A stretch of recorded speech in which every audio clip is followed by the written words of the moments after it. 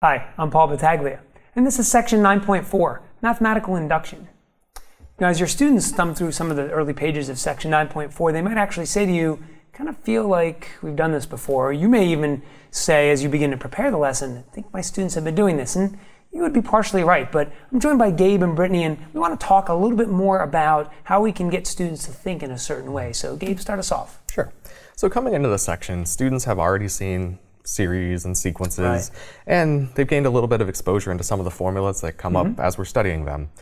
Well, really what we're doing is we're looking at patterns, and we're just making some early observations about these patterns. Is what we did in the past few sections.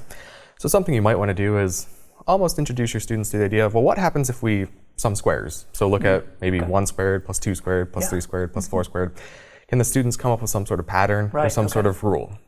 And in that case, we're just looking at the first few numbers. So even if they come up with some sort of rule and it's good, but we as mathematicians don't know that that's going to work for all the numbers.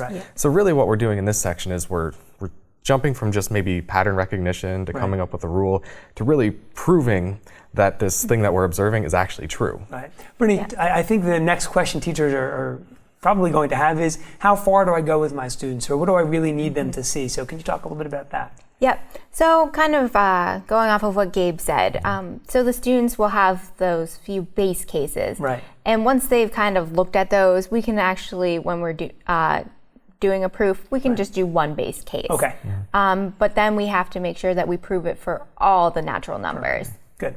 I think as a teacher and you're planning out your lessons, you might look at this section and if the need be, you might actually look at it more as an enrichment section, which is fine if you feel like your students have been making the kinds of progress that you're looking for. And if not, hopefully we've given you some helpful tips to get you started. I hope you find much success in section 9.4.